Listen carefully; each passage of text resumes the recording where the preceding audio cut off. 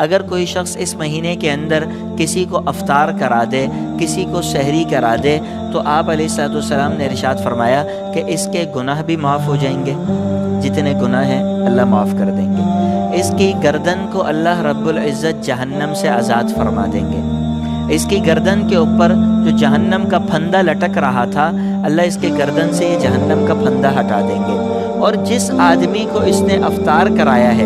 دن بھر کے اندر اس آدمی نے جتنی نیکیاں کمائی ہوں گی روزہ رکھ کر، اللہ رب العزت یہ ساری نیکیاں اس شخص کو بھی عطا فرما دیں گے۔ اگر کوئی شخص اس مہینے کے اندر کسی کو افطار کرا دے، کسی کو سحری کرا دے، تو آپ علیہ الصلوۃ والسلام نے ارشاد فرمایا کہ اس کے گناہ بھی معاف ہو جائیں گے،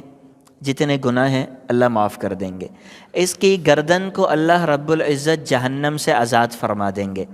اس کی گردن کے اوپر جو جہنم کا پھندا لٹک رہا تھا، اللہ اس کے گردن سے یہ جہنم کا پھندا ہٹا دیں گے۔ اور جس آدمی کو اس نے افطار کرایا ہے، دن بھر کے اندر اس آدمی نے جتنی نیکیاں کمائی ہوں گی روزہ رکھ کر، اللہ رب العزت یہ ساری نیکیاں اس شخص کو بھی عطا فرما دیں گے۔ سال بھر کے اندر فروٹ چاٹ کھانے کا شاید تصور ہو کہ کھا لی جائے، اور افطاری کے اندر ہر روز کھا رہے ہوتے ہیں۔ وہ غریب سے غریب آدمی بھی رمضان المبارک کے اندر بھوکا نہیں ہوتا، اس کو کچھ نہ کچھ مہیا ہوتا ہے، میسر ہوتا ہے۔ اس کے سال کے 11 مہینوں کا مقابلہ اگر رمضان سے کر لیا جائے تو رمضان زیادہ کھاتا پیتا گزرے گا، باوجود اس کے کہ رمضان میں مہنگائی زیادہ ہے، باوجود اس کے رمضان میں طلب زیادہ ہے، باوجود اس کے رمضان میں ہمارا تاجر اپنے ایمان کے بجائے کاروبار کو بچانے کی فکر میں زیادہ ہے۔ اس سب کے باوجود بھی رمضان میں ہمیں جتنا کھانے کو ملتا ہے اتنا کھانے کو 1400 سال گزرنے کے بعد بھی 11 مہینوں میں نہیں ملتا۔ اب کسی بھی شخص کو اٹھا کر دیکھ لیں، کسی بھی جگہ کے حالات دیکھ لیں، وہاں اگر آپ تحقیقات کریں گے تو معلوم ہوگا کہ سال بھر کا پھل رمضان میں کھایا جا رہا ہے۔ سال بھر کے ناشتے کے تکلفات سحری میں رمضان میں ہو رہے ہیں، اس کے بعد یہ پتہ نہیں چلتا کہ صبح 12 بجے ہو رہی ہے یا 2 بجے ہو رہی ہے، اور پھر ناشتہ مل رہا ہے یا نہیں مل رہا ہے، وہ سارے چیزیں اڑ چکی ہیں۔ یہ ساری چیزیں نہیں معلوم۔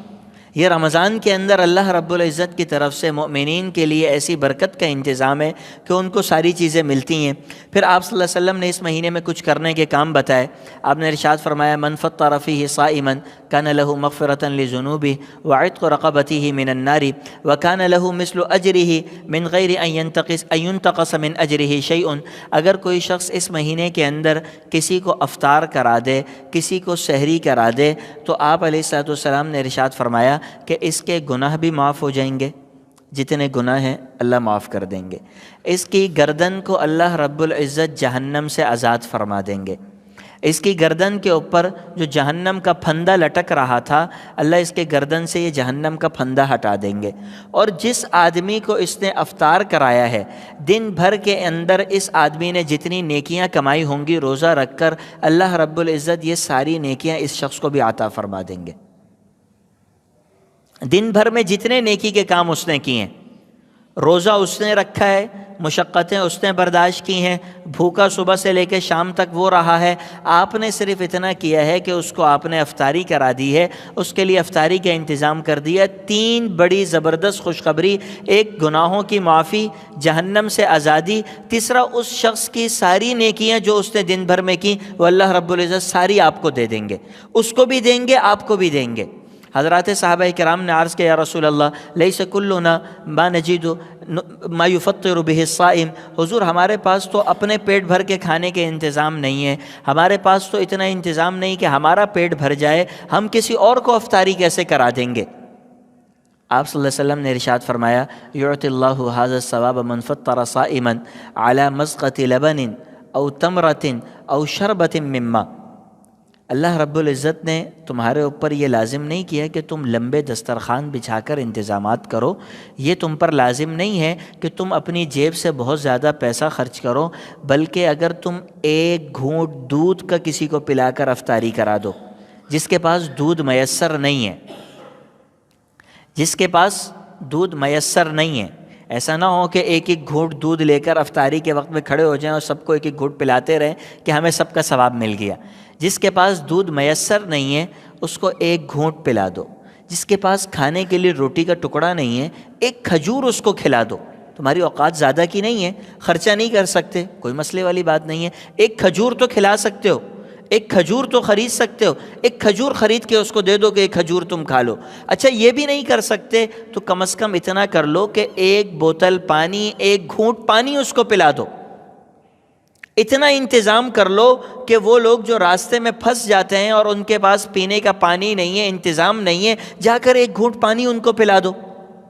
یہ ضروری تو نہیں ہے کہ سموسے پکوڑے اور جلیبی لے کر ڈبوں کے اندر پیک کر کے بانٹی جائے، بلکہ یہ بھی تو ممکن ہے کہ ان کے افطار کے لیے ان کو ایک گھونٹ پانی اور کھجور پلا کے افطار کرا دو۔ یہ وہ افطار ہے جس کے اوپر تمہیں ثواب مل جائے گا، اور یہ اس افطار کے اوپر تمہیں پچھلے 3 جو وعدے کیے گئے ہیں وہ تینوں کے تینوں پورے ہوں گے۔ پھر آگے ارشاد فرمایا وَمَنْ أَشْبَعَ صَائِمًا سَقَاهُ اللَّهُ مِنْ حَوْضِهِ شَرْبَةً لَا يَظْمَأُ حَتَّى يَدْخُلَ الْجَنَّةَ۔ آپ نے ارشاد فرمایا اگر تم وسعت رکھتے ہو، اللہ نے تمہیں گنجائش دی ہے، تو ایسا نہ ہو کہ صرف تم کھجور اور دودھ کے پیچھے ہی گھومتے رہو، ایک گھونٹ پانی پلانے کے پیچھے گھومتے رہو کہ ایک گھونٹ پانی پلا کے کام بن جائے گا، پیسہ بھی اپنا محفوظ ہے، سنبھال کر رکھا ہوا ہے، خرچ نہیں کرنا پڑ رہا، کوئی مشقت نہیں ہے، اور ایک گھونٹ پانی پلا کے کام بھی نکل رہا ہے، کام نکالتے رہو۔ تو یہ ذہن میں رکھو کہ اگر تمہارے پاس استطاعت ہے، گنجائش ہے، تو ایک روزے دار کو پیٹ بھر کے افطاری کرا دیا کرو، روزانہ ایک روزے دار کو۔ نتیجہ کیا ملے گا، ثواب کیا ملے گا کہ جس دن تم روز محشر، تم قیامت کے دن جمع ہوگے، اللہ تمہیں میرے حوض کوثر سے تمہیں پانی پلائیں گے۔